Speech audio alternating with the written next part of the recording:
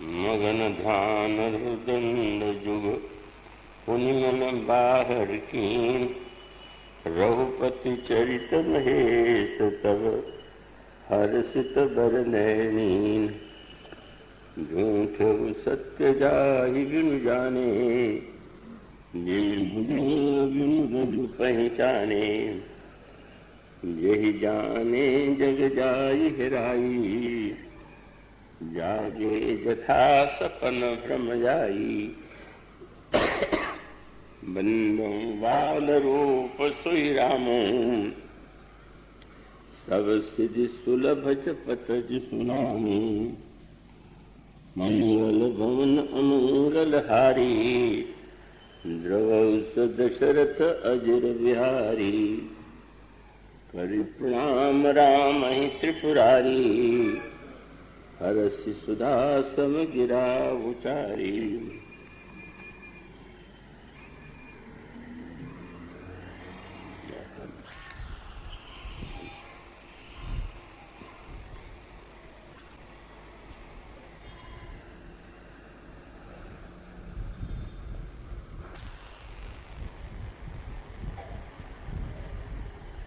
भगवत कथा से महानुभावों, भक्तिमती देवियों, अभी आपके सामने जो पंक्तियां जो चौपाइयां पढ़ी गई हैं, वे उस अवसर की हैं जब भगवती उमा के प्रश्न को सुनकर उनकी जिज्ञासा को समझाने के लिए, उनके संशय को मिटाने के लिए भगवान शंकर ने कथा प्रारंभ की।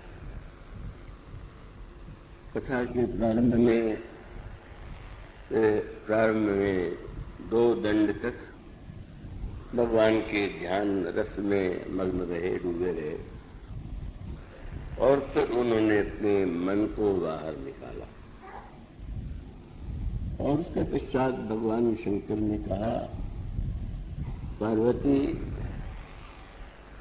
जिस ईश्वर को जाने बिना झूठ भी सत्य प्रतीत हो रहा है, जैसे रात्रि के अंधकार में आपको रस्सी पड़ी हुई दिखाई दे और यह लगने लगे कि यह सांप है,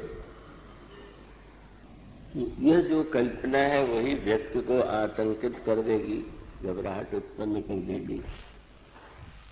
अब यह जो अंधेरे में रस्सी में सर्प है, उस सर्प को विनष्ट करने के लिए किस अस्त्र का प्रयोग किया जाए? वह सांप कैसे मरेगा? लाठी चलाने से, गोली मारने से, या अन्य किसी उपाय से वो सर्प मरेगा? तो स्पष्ट है कि वह उस सर्प का पर उसको, अगर आपको अंधेरे में सर्प का भ्रम हो रहा है और आपको ऐसा भ्रम हो रहा है कि आपको भ्रम सत्य लग रहा है, उसी समय अगर अचानक वहां कोई प्रकाश लिए आ जाए और उस प्रकाश के पढ़ते ही क्या हुआ, वह जो दिखाई देने वाला सांप था वो समाप्त हो गया।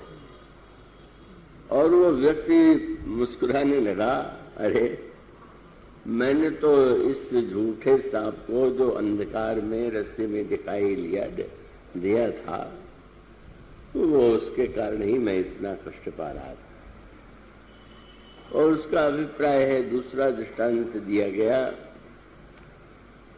यही जाने जग जाई हेराई। रात्रि के स्वप्न में सोते हुए हमको जो दृश्य दिखाई देते हैं वो ऐसे विचित्र विचित्र होते हैं कि आपको जो नींद में स्वप्न दिखाई देता है, कभी व्यक्ति स्वप्न देखते हुए रोने लगता है, व्याकुल हो जाता है। अब ये जो स्वप्न का सत्य है, उसको मिटाने का क्या उपाय है? गोस्वामी जी ने एक दृष्टांत दिया विनय पत्रिका में, और वो बहुत वेदांत का समझने योग्य पद है। गोस्वामी जी कहते हैं कि सुभग सेज बड़ी सुंदर सैया है, बड़ा सुंदर पलंग है, और कोई व्यक्ति गद्दे पर सोया हुआ है, लेकिन सुभग सेज सपने सोवत अचानक भय लागे। उसको ऐसा लगा कि मैं तो नदी में डूब रहा हूं। और आपने देखा होगा कि आप अनुभव करते होंगे, और दूसरे भी ऐसे होते हैं जो शब्द देखते देखते जोर से चिल्ला भी पड़ते हैं, और उस चिल्लाने में अगर सोए हुए व्यक्ति ने ये कहा कि मैं डूब रहा हूं, मुझे बचाओ, और इसे सुन करके नदी में डूबते व्यक्ति को बचाने के लिए तो नाव की आवश्यकता है, वो नाव लेने के लिए बाहर जाए, तो इससे बढ़कर के ना समझी कुछ नहीं होगी। सपने में जिस नदी में वो डूब रहा है, उसको उसमें से निकालने के लिए एक नाव नहीं, हजारों नाव भी आ जाए तो व्यक्ति तो डूबने से नहीं बचेगा। लेकिन बस कोई चिल्लाए और उसको सुनने के बाद आप उसको धीरे से जगा दें, तो परिणाम क्या हुआ? अरे इतने सुंदर पलंग पर मैं सो रहा, तो मैं डूबने के लिए डूबने का संतुष्ट हो गया। इन दोनों दृष्टांतों का अभिप्राय है, व्यक्ति स्वप्न में सो रहा है। अब ये दृष्टांत तो बड़ा विचित्र है,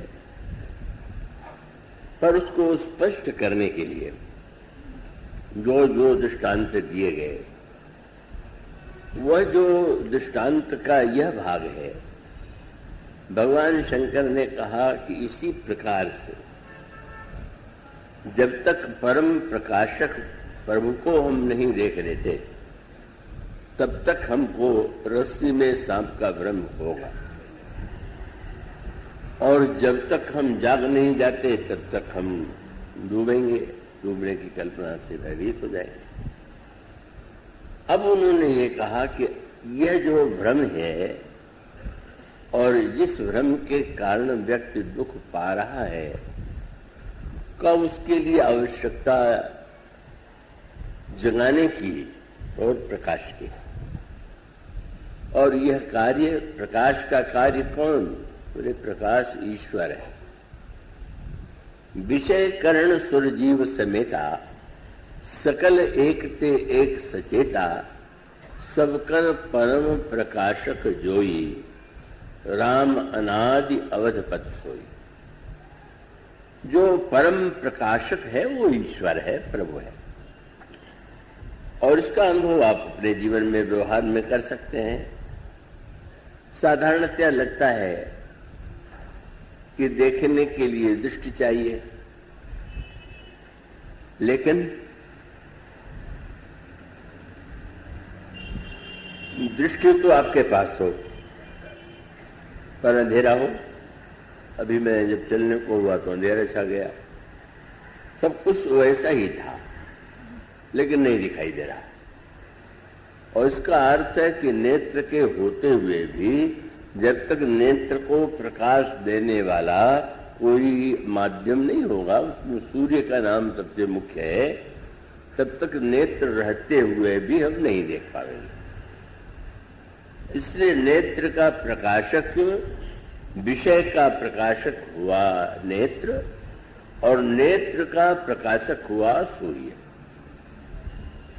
लेकिन एक स्थिति तब आती है जब प्रकाश भी, सूर्य का उदय हुआ, मध्याह्न का सूर्य है, और उस व्यक्ति की आंखें भी खुली हुई हैं, संसार सामने है पर नहीं दिखाई दे रहा है।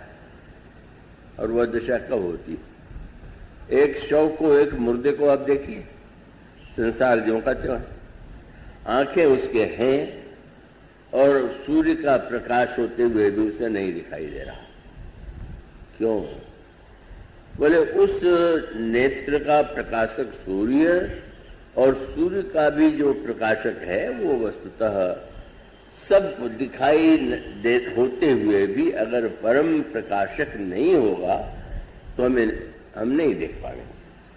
भगवान शंकर ने यही कहा कि ये जो परम प्रकाशक है उसी का नाम ईश्वर है, और यदि वह परम प्रकाशक ईश्वर नहीं दिखाई देता तो हम निर्जीव हैं और शव हैं और सब कुछ रहते हुए भी पर व्यर्थ है। इसलिए प्रकाशक है ईश्वर। और रज्जु में अंधेरे में जो सर्प दिखाई दे रहा है उसका निराकरण करने के लिए प्रकाश चाहिए। और इसका अभिप्राय हुआ कि जैसे प्रकाश होने पर रस्सी नहीं, सांप नहीं, रस्सी दिखाई देने लगी, इसी प्रकार से जब ईश्वर का दर्शन परम प्रकाशक हमारी दृष्टि में होता है तो हमारे अंतःकरण का भ्रम जो है वो मिट जाता है। और दूसरा दृष्टांत,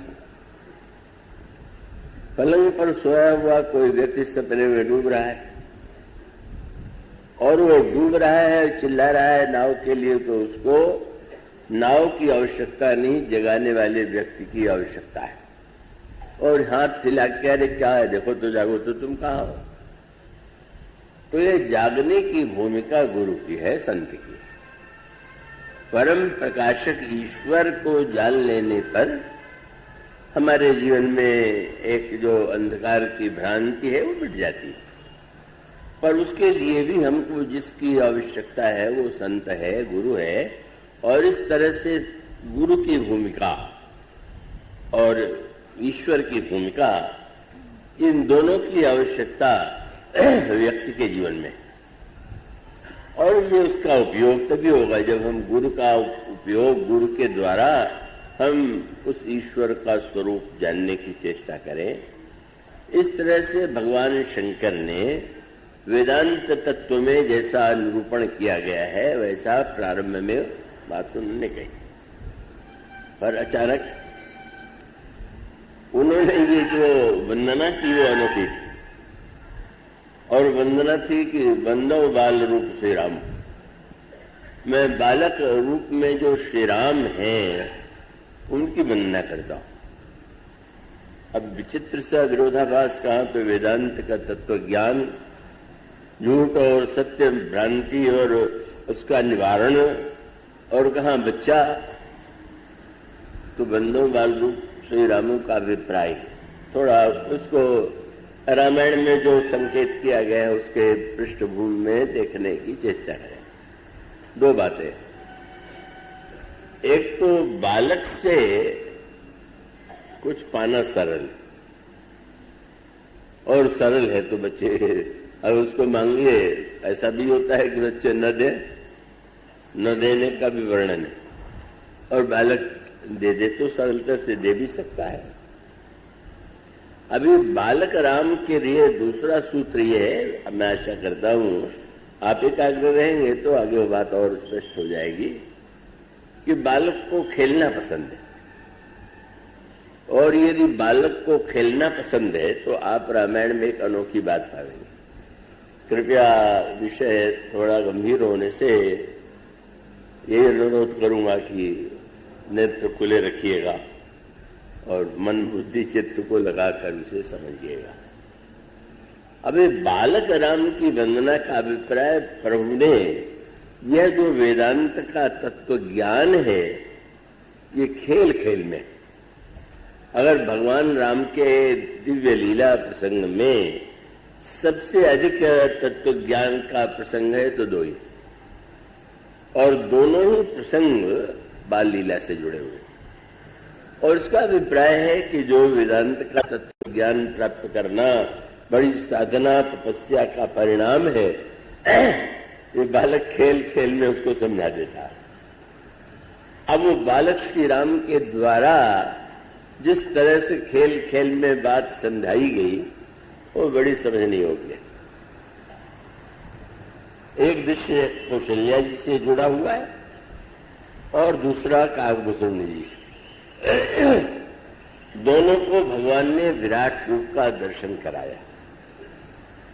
विराट रूप का दर्शन, उसका एक विस्तृत रूप, एक इसको तो बहुत व्यापक अर्थों में समझने की आवश्यकता है, पर असीम दृष्टि विराट दृष्टि है और ससीम दृष्टि जो है वो व्यक्ति दृष्टि है।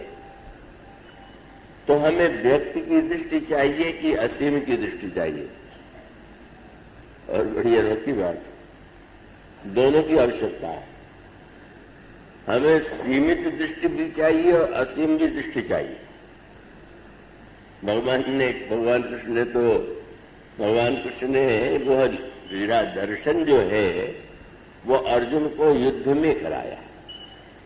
तो अर्जुन को कराने के बाद भगवान ने पूछा, तुमने देख लिया? देख लिया, अब तुम क्या चाहते हो? मानो प्रश्न था कि तुमने मेरा रूप देख लिया, तो मैं इसी रूप में बैठा हुआ तुम्हारा रथ हाँकूं?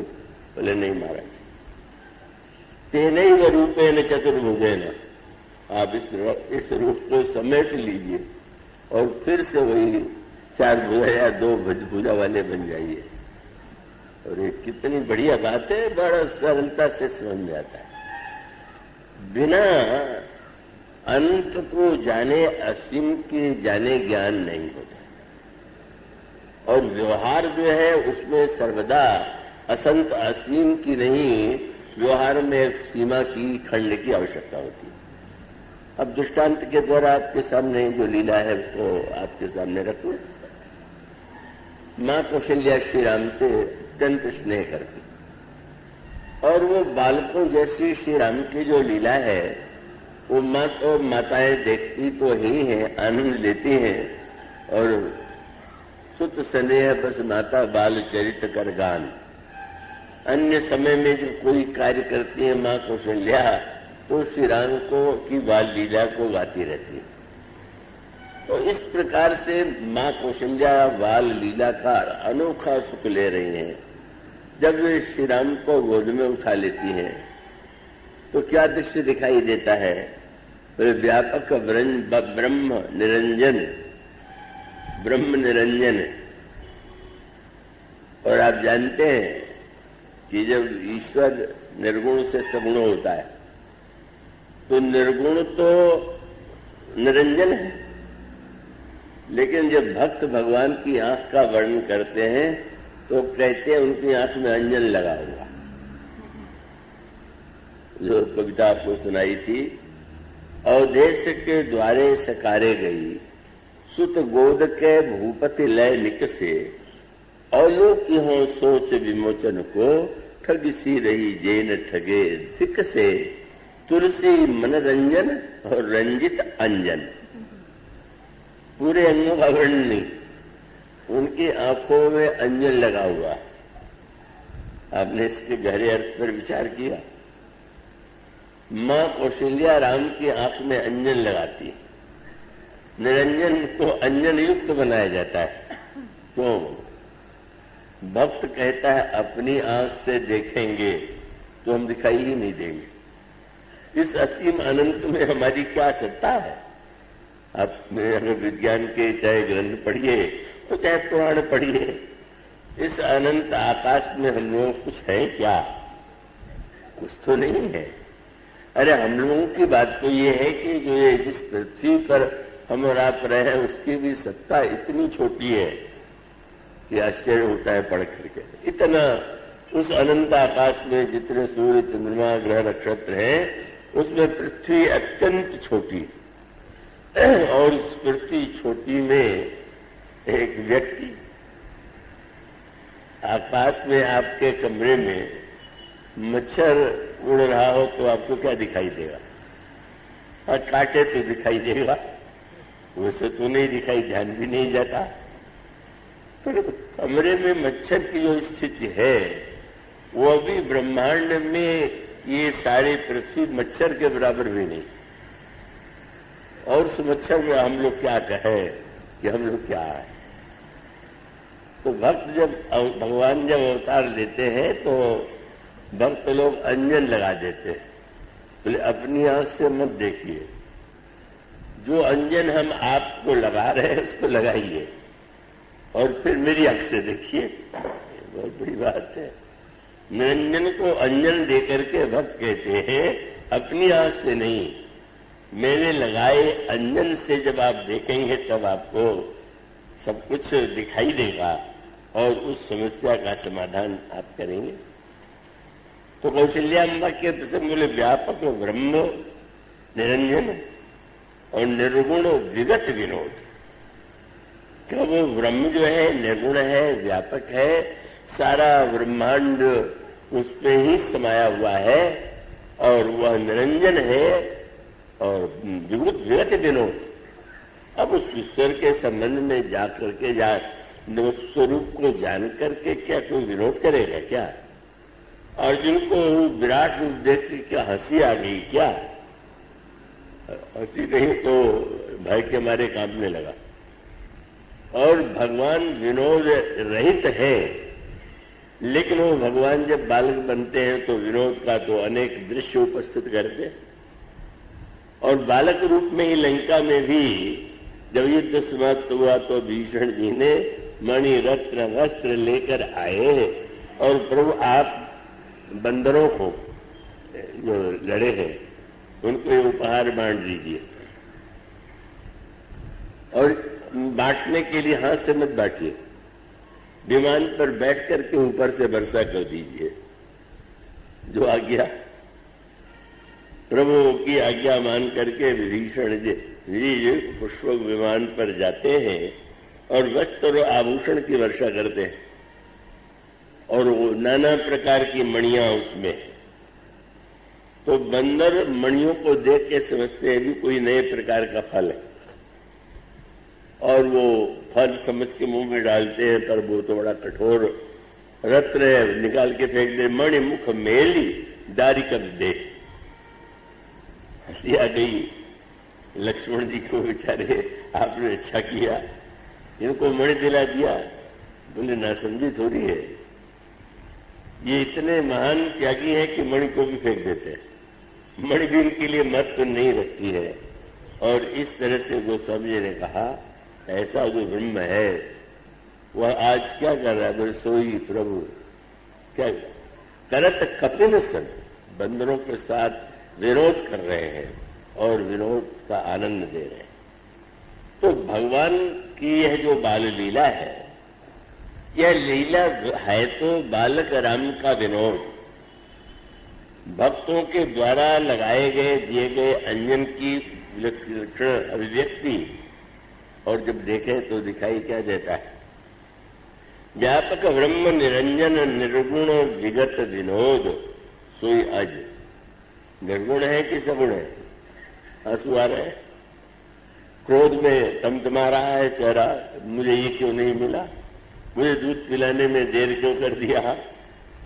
तो लगने लगता है कि ये तो सब कुछ संसार के जैसे बच्चे करते हैं ऐसे कर रहे हैं, पर वे दिखाई देते हुए भी उससे परे है। वही प्रभु आज कौशल्या की गोद में आ गए।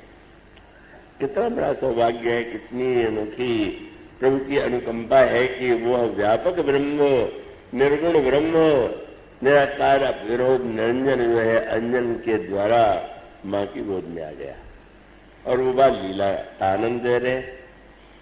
और बालक ने सोचा कि जरा खेल भी तो आगे बढ़े, तब उन्होंने एक नया खेल किया और वो ख्याल बहुत श्रेष्ठ है। देखिए, जीवन में आनंद लेने के लिए केवल सत्य की आवश्यकता नहीं, भ्रम की भी आवश्यकता। सुन के आपको बड़ा उल्टा शायद लगे। जीवन में जीवन को व्यवहार को चलाने के लिए उसमें असत्य और भ्रम को भी स्वीकार करना पड़ता है। और उसका दृष्टांत के रूप में यूं कह ले कि जैसे बच्चे का जन्म हुआ। अब श्रीमद् भगवद गीता में भगवान कहते जो जन्म लेता है उसकी मृत्यु अवश्य होती है। श्रीमद् भागवत में आता है कि जब कोई बालक जन्म लेता है तो उसके साथ साथ उसकी मृत्यु भी जन्म लेती है, वो दिखाई भले ही न दे। देहे न सह जाए थे। श्रीमद् भागवत में कंस को समझाने के लिए वसुदेव जी ने बात की। पर आप सोचिए, जब बालक का जन्म हुआ तो क्या आप गीता पाठ रखेंगे क्या? और ये श्लोक दोहराएंगे क्या कि जो जन्म लेता है उसको मरता है? और अगर आप कहेंगे अरे तो मर जाएगा एक दिन, बाजे बजाने और गीत गाने की कोई आवश्यकता नहीं, तो आपने तो रस का ये भगवान ने जिस आनंद के लिए खेल को बनाया था, ये संसार ईश्वर ने क्यों बनाया? वेदों ने कहा कि उसके कारण तो अनेक हैं, पर अकेले रहते रहते उब गया होगा। कोई अकेला हो तो उब जाता है। स एकाकी न रमत, अकेले जब लगा तो उसने क्या किया? तदा द्वितीयम असृजत, जरा खेल तो होना चाहिए जरा, और उसने एक खेल फैला दिया। और खेल का आनंद बहुत सत्यवादी बनने में नहीं, इसका उल्टा अर्थ न ले लीजिएगा कि असत्य बोलना बहुत अच्छा, ये नहीं है। इसका अभिप्राय ये है कि खेल में अगर आप केवल, कई बार लोग रामायण पढ़ते हैं पर ये तो सत्य नहीं लगता, वो जानते ही नहीं कि कविता कैसे पढ़ी जाती है, उसका अर्थ कैसे समझा जाता है। अब चंद्रमा के लिए अगर ये कहें कि किसी देवी के लिए कि चंद्रमा के समान इनका मुख है, भगवान को भी रामचंद्र कहते हैं, और विज्ञान का कोई विद्यार्थी जिसने पढ़ा हो कि वो एक न्यूयॉर्क था वैज्ञानिक अब्स्टैंग जो आकाश में चंद्रमा तक पहुंचा और वहां चंद्रमा की चतुर्थ ने लिए, और वो देख करके अगर ये कहने लगे कि काहे का चंद्रमा है, तो इसमें गड्ढे हैं, ये तो कुछ नहीं है, चंद्रमा में तो कोई सुंदरता ही नहीं, तो बहुत ना समझी। क्योंकि रात्रि के आप जब प्रकाश देखेंगे तो वैज्ञानिक को जो चंद्रमा जाके दिखाई पड़ेगा जो था वो थोड़ी दिखाई देगा आपको। तो कितना सुंदर शीतल, अभी शरद पूर्णिमा थी। अब शरद पूर्णिमा में कोई व्यक्ति अगर का विज्ञान का विद्यार्थी बन करके इसका आनंद ले तो शरद पूर्णिमा का आनंद ही समाप्त हो जाएगा। और इसका अभिप्राय है कि थोड़ी देर के लिए यह जो ईश्वर की लीला है, बच्चे जो खेल खेलते हैं, उस खेल की विशेषता ये होती है कि उसमें जितनी बातें होती हैं उसका कोई सच्चाई से संबंध नहीं होता, लेकिन वो थोड़ी देर के लिए है और थोड़ी देर के लिए उसका आनंद है, उसके बिना खेल खेल रहेगा ही नहीं। एक बालक जब कह देता अच्छा मैं छिपूंगा तुम खोजो, तो ये छिपना और खोजना खेल ही तो है। और इसका अभिप्राय है कि सत्य को अगर व्यक्ति हर समय इस रूप में याद करेगा तब तो वो महानतम। बच्चे का जन्म हो जाएगा तो रोएगा, अरे जन्म और मृत्यु तो बराबर है, मरने और जन्म में क्या अंतर है, तब तो सर्वनाश हो जाएगा। बच्चे के समय सोहर गाया जाता है, बाजे बजते हैं, क्या लड्डू बांटा जाता है, क्योंकि उतना स्वीकार कीजिए खेल में भाग लेना है तो खिलाड़ी की तरह चेष्टा कीजिए, उस समय आपका सत्य वही। पर जब खेल खत्म हो जाए तब आप मान लीजिए खेल में हार गए और फिर उसके बाद खेल खत्म होने के बाद भी सड़क पर जिससे हार गए उससे बदला लेने लगे कि तूने कल तो मुझे बड़ा हराया था, आज मैं तेरी खबर लेता हूं। इसका अभिप्राय है कि सत्य और झूठ का एक अनोखा दिव्य रस, मानो भगवान की भक्ति का रस जो है वो एक वेदांत के सत्य से उसका आनंद नहीं दिया जा सकता।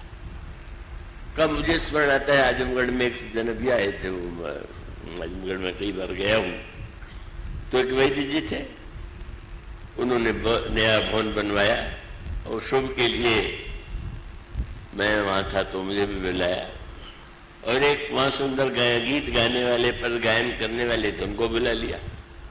तो ये हुआ कि संगीत से प्रारंभ हो, और जब वो गाने लगे तो पहला गाना उन्होंने गाया, बिंदु जी का एक बड़ा प्रसिद्ध है, उन्होंने गाया, अरे मन ये 2 दिन का मेला रहेगा और कायम हरगिज झमेला रहेगा, और एक दिन ठठरी का ठेला रहेगा।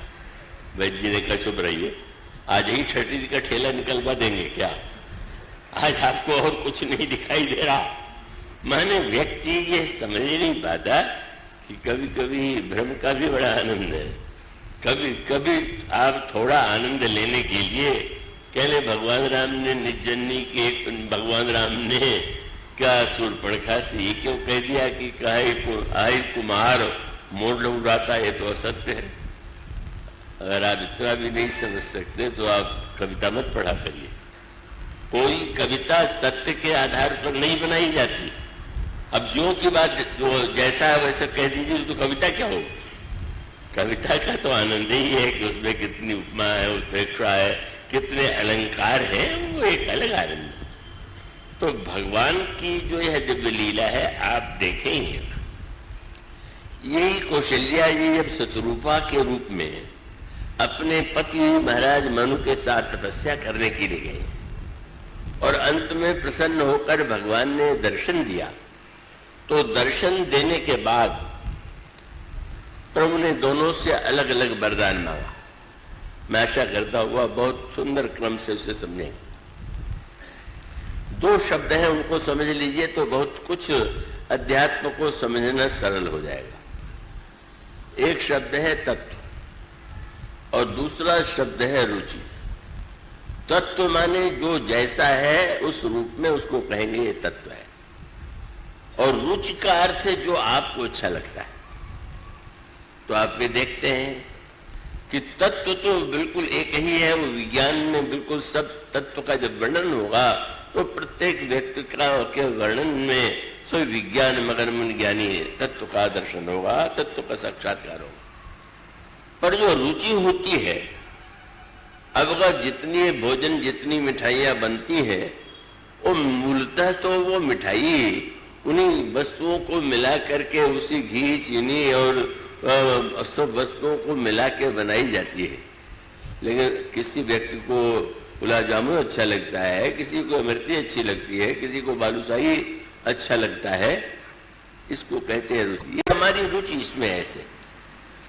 तो तत्व ज्ञान का विषय है और रुचि जो है वो भक्ति का विषय है। दोनों के जीवन में आवश्यकता है। ज्ञान के द्वारा हम ईश्वर का तत्व ज्ञान, तात्विक रूप क्या है, उसके लिए रामायण में शब्द है स्वरूप, और तत्व के बाद जो हमें अच्छा लगता है उसी का नाम रुचि है। तो जब मनु जी ने वरदान मांगा तो स्पष्ट कह दिया कि महाराज मैं आपके समान पुत्र चाहता हूं। भगवान मुस्कुराने लगे, मेरे समान अब मैं कहां ढूंढने जाऊं, मैं तुम्हारा पुत्र स्वयं बन जाऊंगा। शत्रुपा जी से पूछा, शब्द पकड़िए, रामायण में अर्थ का आनंद लेने के लिए आप शब्द पर अर्थ ध्यान दीजिए। प्रभु ने कहा मां तुम भी मांगो। तो वो तो पति पत्नी साथ ही राज्य छोड़ के आए हैं, साधना भी एक ही प्रकार की थी और दोनों के सामने वही भगवान खड़े। पर शब्द में प्रभु ने तुरंत कहा देवी मांगू बर जो रुचि तोरे, जो तुम्हारी रुचि हो। जनक जी की महाराज मनु की जो रुचि थी उन्होंने उसको मांग लिया।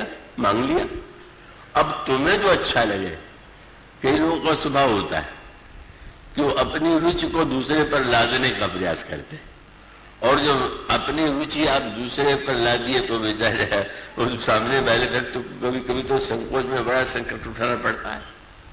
हमारे परिचित स्नेही रायपुर में है, हमारे रायपुर के दूसरे स्नेही आए हुए हैं, तो बहुत बढ़िया संस्मरण सुनाते थे। उनके एक जो अध्यापक थे वो संगीत की भी शिक्षा लेते थे, तो वो बहुत बढ़िया बड़ा प्रिय अपना शिष्य मान करके मेरे यहाँ पराठा घर में बहुत अच्छा बनता है, एक दिन तुम्हें भी इसको खिलाएंगे। ले आए। अब वो चले गए तो उन्होंने उस पराठे में मिर्चा इतना अधिक था कि ग्रास जाते ही वो घबरा करके कुल्ला हो करने लगे, किस तरह से कड़वाहट दूर दूर हो। लेकिन समस्या कब आई? दूसरे दिन आए और उन्होंने पूछा वो पराठा तुम्हें कैसा लगा? अब वो क्या कहें कि मां वही भाई था, वो तो बड़ा भयानक था। उन्हें बहुत स्वादिष्ट लगा, बड़े प्रसन्न हुए, और प्रसन्नता का फल हुआ कि तीसरे दिन फिर से वो बना के लाए। और लाने के बाद उन्होंने कहा कि आप रख दें। बोले नहीं, मेरे सामने बैठ के खाओ। अब वो तो बड़े संकट में, अकेले में खाया था तो चाहे तुम गए चाहे अकेले में। तब उन्होंने कहा कि अभी थोड़ा पूजा पाठ नहीं किया है, अभी स्नान भी नहीं हुआ है, इसलिए वो तो बाद में ही भोजन करेंगे। तो संस्मरण सुनाते हुए बहुत व्यंग्यात्मक ढंग से सुनाते थे। अब वो आपको पराठा रुचिकर लगे, मिर्चा अच्छा लगे तो दूसरों को लगेगा क्या? तो उसका अर्थ है आप किसी को मिठास अच्छी लगती है, किसी को नमकीन प्रिय होता है, किसी को मधुर प्रिय होता है। इसलिए भक्त का भगवान का सौंदर्य कैसा है? भक्त को मधुर भी लगता है और लावण्य युक्त भी लगता है। और इसलिए भगवान ने कहा कि भी इन्होंने तो मांग लिया, मांगा गया वो तत्व नहीं था, क्योंकि वो निर्गुण को सगुण बनाना चाहते हैं और वो निर्गुण तत्व है। इसलिए मनु की जो साधना का अंतिम परिणाम है उसमें मनु कहते हैं, उनका स्वर आकाश से स्वर गूंजा, मांगो मांगो कर भय जमनवानी, मांगो मांगो क्या चाहते हो। और तब उन्होंने कहा कि अगुण, वही शब्द, अगुण अखंड अनंत अनादि जय चिंतन परमारथ वादी, नेति नेति जय वेद निरूपा निजानंद निरूपादि अनुपा। ऐसे आप हैं, ये तत्व है। पर ऐसे वो प्रभु सेवक बस अहई भगत हेतु लीला तनु गहई। ये समझने के लिए बहुत बड़े शब्द हैं। लीला तनु गहई माने आप नाटक में जो अभिनय करते हैं वो आपका लीला तनु है, वास्तविक वही स्वरूप नहीं है। नाटक में कोई अभिनेता अगर कुछ बना हुआ है तो केवल नाटक और आनंद भी आता है। इसी प्रकार से भगवान भी यथा अनेकन वेश धरि नित्य करे नटकोय, और सोई सोई भाव। मनु जी ने कहा कि प्रभु आप हैं तो ऐसे, पर भक्त की इच्छा पूरी करने के लिए आप लीला तनु ग्रहण करते हैं। अगर ऐसा है तो देखें हम स्वरूप। अब उस अरूप को रूप देखना चाहते हैं, निर्गुण को सगुण बनाना चाहते हैं, और उसके बाद भगवान उनके सामने प्रकट हुए। तो वो रूप भगवान का सामने आया, और आने के बाद मनु ने जो चाहा, वे चाहते थे भगवान मेरे पुत्र बने, तो उनको मिल गया। और उसके बाद वे जानते हैं कि आवश्यक नहीं है कि पति और पत्नी की रुचि एक ही, और व्यवहार में एक बड़े काम की बात है। आप और पत्नी की रुचि को एक ही, उसमें आप ऐसे न बन जाए कि पत्नी की रुचि का ध्यान न देकर के अपनी रुचि ला दे जा रहे हैं। रुचि क्या, सबकी रुचि अलग अलग होती है। और इसीलिए प्रभु ने मुस्कुरा करके कहा, उन्हें जो अच्छा लगा तो मांग लिया, पर ये थोड़ी है कि तो आप उनकी पत्नी है तो आपको वही चाहिए। इसलिए मैं कहता हूं, देवी मांगो बर जो रुचि तोड़े। और कितना सुंदर, कितनी मधुरता, चतुराई से भरा वाक्य सुतरूपा बोली। क्या बोले? जो बरनाथ चतुर नृप मांगा, शब्द पतियों के लिए विशेषण दिया। जो बरनाथ चतुर नृप मांगा, सोई कृपालु मुझे अति प्रिय लगा। मेरे चतुर पतिदेव ने जो वरदान मांगा वो मुझे अच्छा लगा। अच्छा लगा, बहुत बढ़िया शब्द कहा गया। महर्षि सुतीक्ष्ण अगस्त्य के शिष्य प्रसन्न हो भगवान ने कहा, जो मांगना हो मांग लो। तो सुतीक्ष्ण ने कहा कि महाराज, मैं जानते नहीं कि क्या सच है और क्या झूठ है, इसलिए मैं इतने कहूंगा कि प्रभु, उन्होंने कहा मैं बर कबहू न जांचा, कबहू न दान न परे झूठ को साचा, तुम्हें नीक लागे रहू राई। आपको अच्छा जो लगे वो दे दीजिए। तो भगवान ने इतना बढ़िया परोसा दे दिया, नाना प्रकार का दिव्य रस दे जा रहा। और मनु अब कहने लगे तीक्ष्ण जी कि अभी तक तो आपको जो अच्छा लगा वो आपने दिया, अब जो मुझे अच्छा लग रहा वो दीजिए। तो भगवान ने कहा, तुम तो अभी कहते थे मैं मांगना ही नहीं जानता हूं, अब कह रहे हो कि हमारी रुचि कर दीजिए। बोले देते समय जब आपने विवेक दे दिया तो अविवेक में नहीं जानता पर जानने की विधि, इसलिए हम विवेक से है तो मांगूंगा। बड़ी सतरूपा जी ने कहा वो तो उन्होंने मांगा मैंने चतुराई क्या है किया है। अगर आप पुत्र बनेंगे और पिता के रूप में वो पुत्र आपको चाहेंगे तो वह सुख सौभाग्य तो मुझे ही मिलना चाहिए, मिलेगा ही। लेकिन मेरी रुचि की बात आपने चला दी तो मेरी रुचि कुछ और है। और रुचि क्या है? उन्होंने कहा दे तव भगत नाथ तव अहि जो सुख पावहि, जो गति लहहि सोई सुख, सोई गति, सोई भगति, सोई मम तरसु निज चरण स्नेह, सोई विवेक, सोई रहनी प्रभु हमें ही कृपा कर देव। ये ऐसा वरदान मांगा, लगा कि भाई मनु जी एक ही वरदान मांगते हैं, इनको तो संतोष ही नहीं हो रहा है, छह वरदान मांग रहे। पर उसका तात्पर्य कि कमल आप बंद देखें तो एक दिखाई दे रहा है और प्रकाश में खिल जाए तो उसमें कई पंखड़ी। तो मनु का वरदान तो मानो एक बंद कमल की तरह, और शत्रुपा जी के वरदान में ये 6 पंखड़ियां। और उस वरदान के स्वर में उन्होंने मांग लिया भक्ति भी चाहिए और विवेक भी चाहिए। अब यही आनंद है, भक्ति का आनंद, रुचि का आनंद है, आपकी भावना का आनंद है। आपने जब जैसा चाहा, जिस रूप में कहा वैसा करके उसने दिखा दिया। और अगर विवेक, तो ये दोनों का आनंद है। खेल का आनंद तब तक नहीं आएगा जब तक आप विवेक को ताक पर नहीं रख देंगे, पर खेल होने के बाद में विवेक को नीचे कर दीजिए और फिर उसमें तब उसमें भावना का रस उसको नीचे कर दीजिए और विवेक को ऊपर ले आइए। तो भक्त माने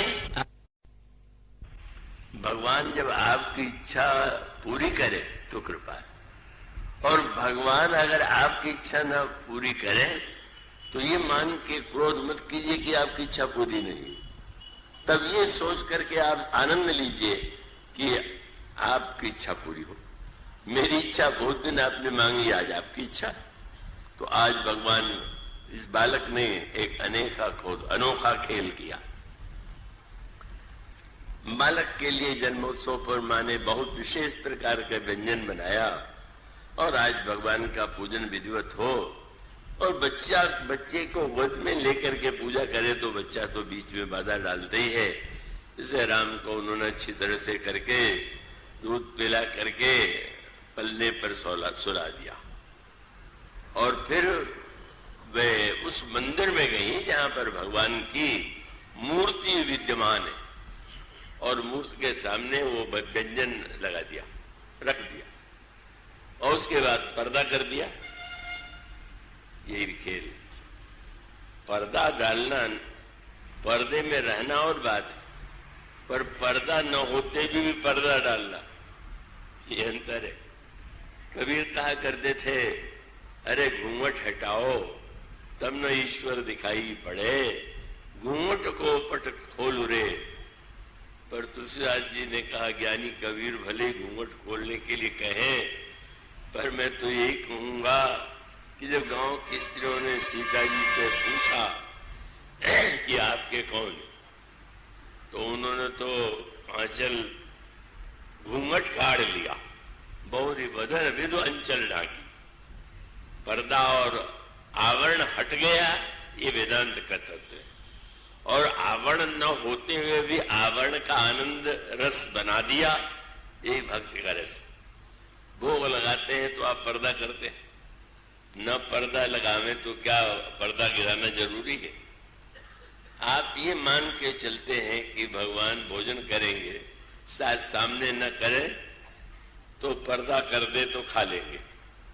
तो आप ये बुद्धिमानी से भी सोचते हैं कि वो तो जो का त्यों मिलेगा लेकिन आप पर्दा इसी अभ्यास से लगाते होंगे कि अब सामने संतोष असंतोष शायद संकोच करे, इसलिए पर्दा कर दिया, महाराज आनंद से खाओ।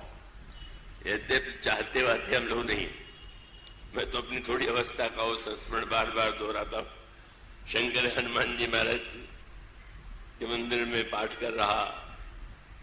अकेला था मैं। गांव के एक बहुत वृद्ध लंबी आयु के व्यक्ति आए और बड़े बर्तन में लड्डू ले आए। अब पुजारी जी नहीं तो कहा कि अब आप भी लगा दीजिए, तो बच्चे ही हैं। भोग लग गया। बच्चे बहुत से थे, तो मैंने सोचा कि एक एक लड्डू बच्चों को दे दे। तो उन्होंने हाथ जोड़ करके कहा कि आप तो एक ले लीजिए, मेरे लिए भी कह दिया एक ही लड्डू लीजिए, लेकिन उसको ऐसा बच्चों को मत बांटिए। क्यों?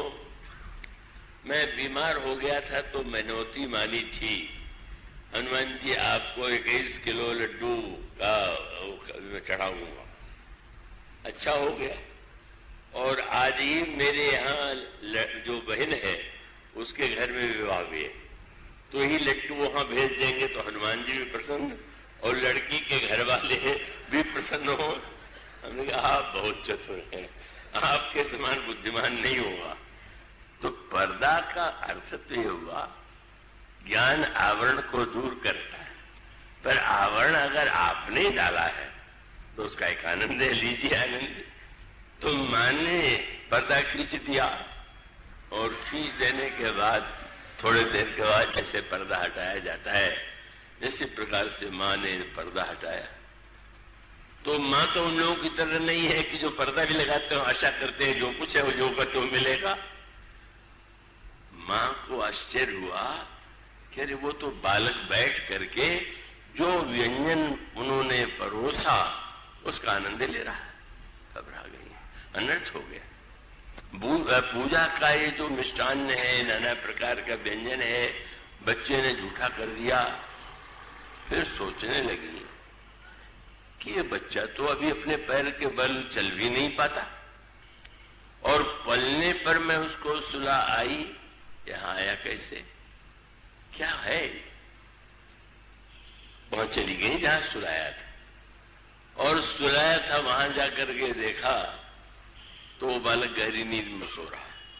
अब और आश्चर्य, क्या मैं देख रही हूं? और इसके बाद फिर से लौट करके आई तो बालक भोग लगा रहा।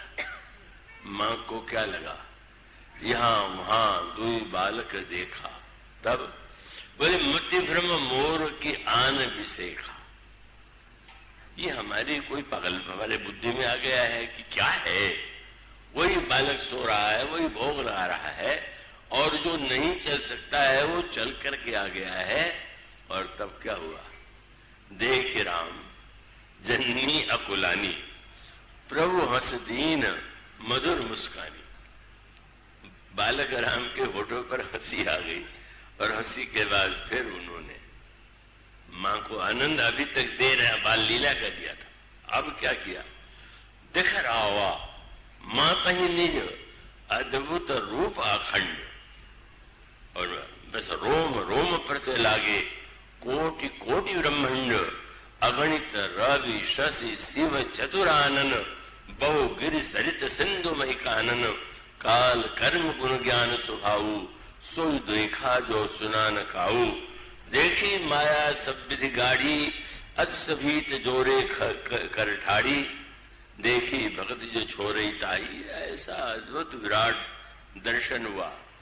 और बहुत मधुर बात, ईश्वर खंड है कि अखंड है? अखंड ही है, एक है, एक ब्रह्म है, तो एक है तो अखंड है। पर अखंड को अखंड माने कि खंड माने?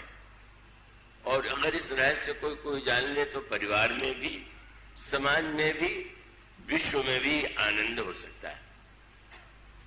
अखंड को जानिए और व्यवहार में खंड को व्यवहार के आधार पर चलाइए।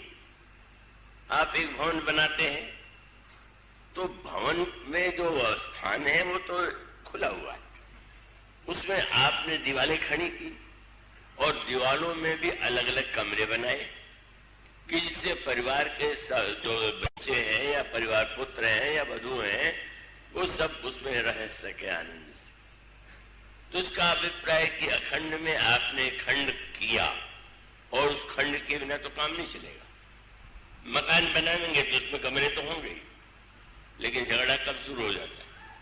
जब खंड सत्य हो जाए और अखंड की विस्मृति हो जाए, तब विरोध का द्वैत मेरा और तेरा पर शुरू हो जाता। मानो अखंड और खंड का आनंद ये है कि हर आप खंड जाति के रूप में कह दीजिए मैं ब्राह्मण हूं, मैं क्षत्रिय हूं, वैश्य हूं, शूद्र हूं, हिंदू हूं, मुसलमान हूं, ईसाई हूं, यह कहने के लिए आप शब्द चुनते हैं, वहां तक तो ठीक है, पर वो केवल व्यवहार की भाषा है। किसी को हम पुकारें और कहें भाई मैंने ऐसा कहा था तुमसे, तुमने ध्यान नहीं दिया, तो व्यवहार की भाषा है, पर खंड सत्य नहीं होता।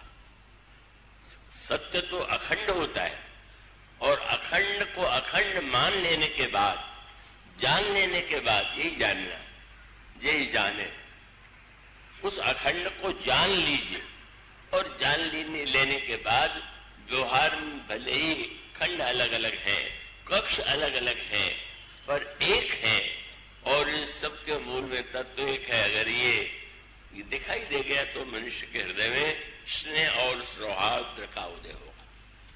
मानो भक्ति और ज्ञान का बोले अखंड, ब्रह्म तो अखंड है, पर अब सगुण बनाना है तो एक मंदिर में भगवान को, कितना बड़ा मंदिर होगा आपका, और मंदिर में जो भगवान होंगे वो कितने बड़े होंगे, लेकिन इतना होते हुए आप उस अखंड भगवान की पूजा करने के लिए व्यवहार में तो संभव नहीं कि आप सबकी पूजा कर सकें।